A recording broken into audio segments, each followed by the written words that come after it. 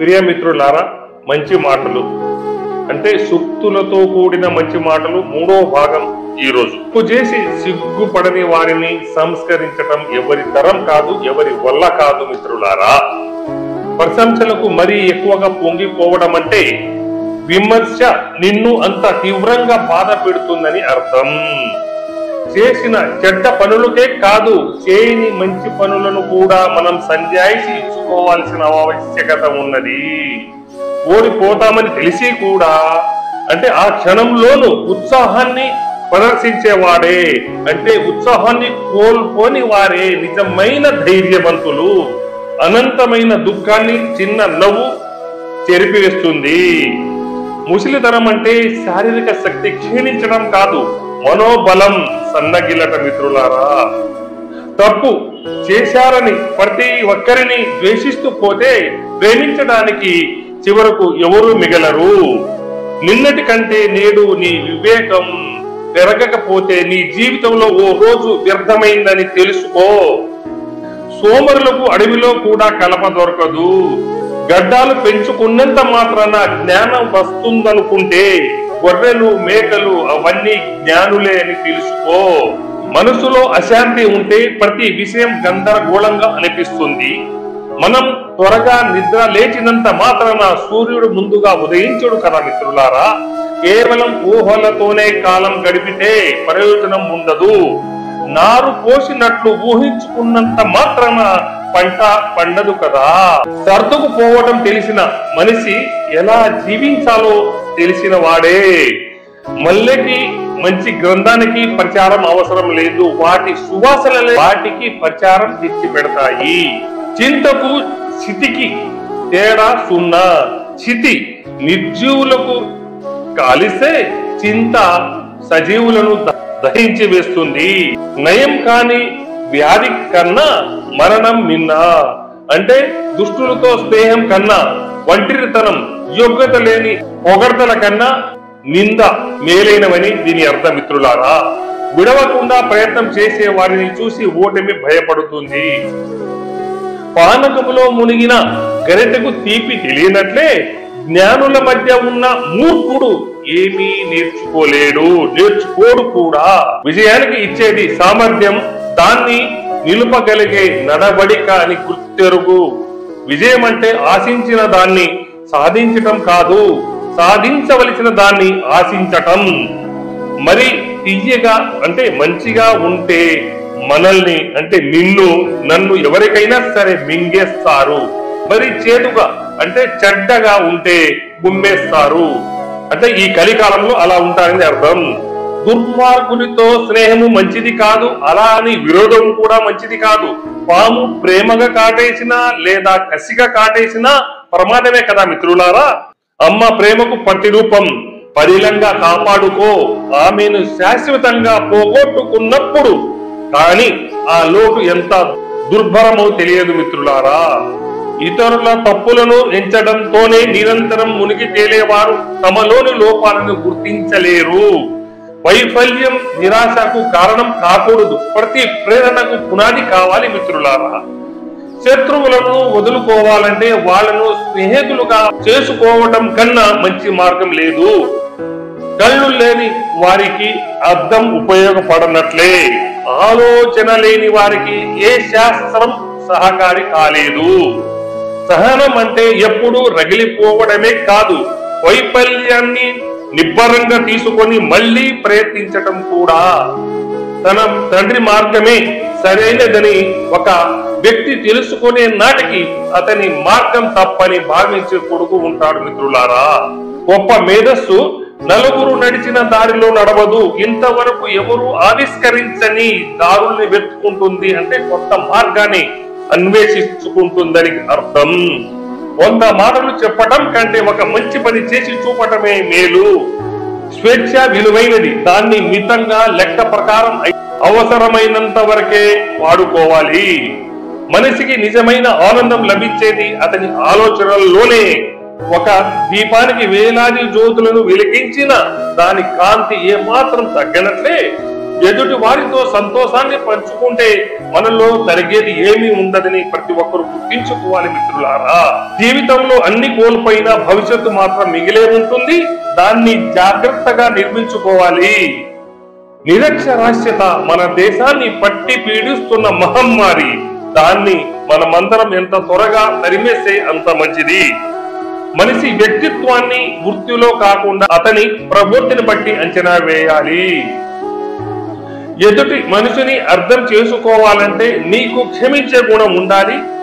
చిన్న పనులు నిర్లక్ష్యంతో చేసేవారు గొప్ప విజయాన్ని ఎట్టి పరిస్థితుల్లో సాధించలేరు.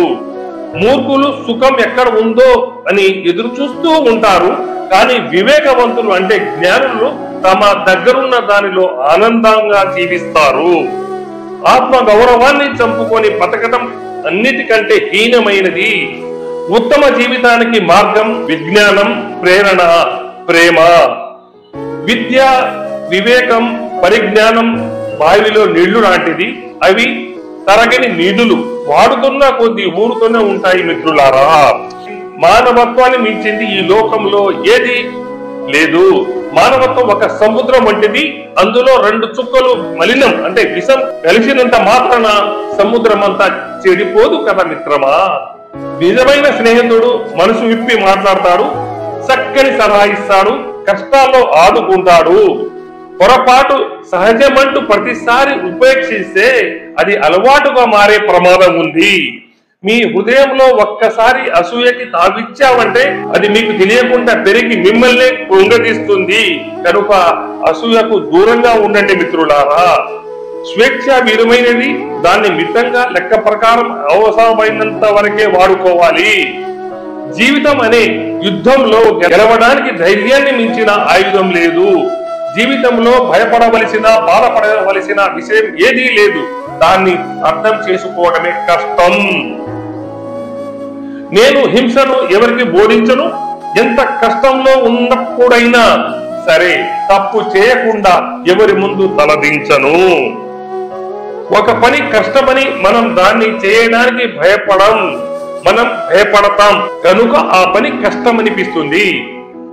సరి అయిన విద్యా విధానం సమాజంలోని, దేశంలోని సమస్యలను పరిష్కరించగలదు. రేపటి భారతానికి వివేకవంతమైన పౌరుల్ని అందించే బాధ్యత ఉపాధ్యాయులదే. ధైర్యం అంటే ఓటమిలోని గుండె నిబ్బరాన్ని కోల్పోకపోవడమే. హృదయం నిండా పరుల పట్ల సానుభూతి పొంగి పొరలే మనిషికే ఇతరులను విమర్శించే అధికారం ఉంటుందని తెలుసుకో. తోటి వారిలో సాధించాలన్న పట్టుదలను, సాధించగలమన్న నమ్మకాన్ని నింపడమే అసలైన నాయకత్వం. చేయబోయే పనిని తెలుసుకోవడమే వివేకం. ఎలా చేయాలో తెలుసుకోవడమే నైపుణ్యం. దాన్ని పూర్తి చేయడమే సద్గుణం. 100 మాటలు చెప్పే కంటే ఒక మంచి పని చేసి చూపడం ఎంతో మేలు కదా మిత్రులారా. మనం పరుల కోసం చేసేది శాశ్వతంగా నిలిచిపోతుంది. మనం మన కోసం చేసేది మనతోనే అంతరించిపోతుంది. తప్పుదారి పట్టిన మనస్సు కంటే పెద్ద శత్రువు లేదు. పెట్టుబడిదారులు లేకుండా దేశం మానగలదు, కానీ శ్రామికులు లేకుండా ప్రగతి పదంలో నడవలేదు మిత్రులారా. శరీరానికి వ్యాయామం అవసరమైనట్లే మెదడుకి పుస్తక పఠనం అవసరం. కంటికి కన్ను తీయాల్సిందే అని అనుకుంటే ఈ ప్రపంచమంతా గుడ్డి వాళ్ళే మిగిలిపోతారు. మనిషిని పట్టి పీడించే అతి పెద్ద వ్యాధి కుష్టు రోగమో, క్షయ రోగమో కాదు, తాను ఎవరికి అక్కర్లేదు అనే భావన కలిగి ఉండటమే.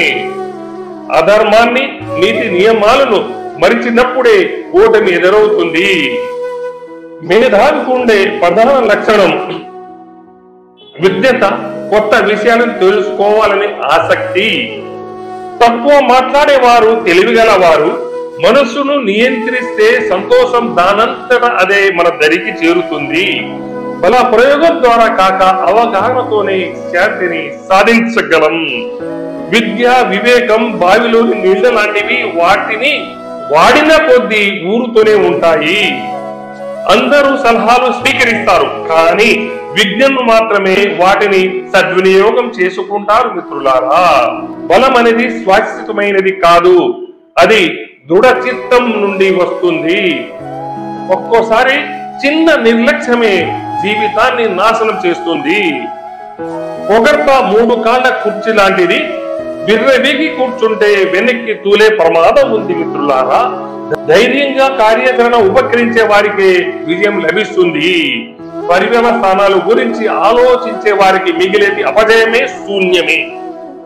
కష్టాలు కోపం నుంచే జనిస్తాయి. అందుకే ఎవరు ఎంత రెచ్చగొట్టినా శాంతంగా ఉండాలి. ప్రగతి సాధించాలంటే శాంతి అత్యవసరం. విజయం సాధించడానికి ఆత్మ విశ్వాసం చాలా అవసరం. గెలుపు ఓటములకు నిర్ణయించడంలో ప్రధాన పాత్ర సామర్థ్యానిది కాదు, స్వభావానిది అని గుర్తిరగండి. కుటుంబం కోసం త్యాగం చేసేవాడు ఉన్నతుడైతే దేశం కోసం త్యాగం చేసేవాడు మహాత్ముడు.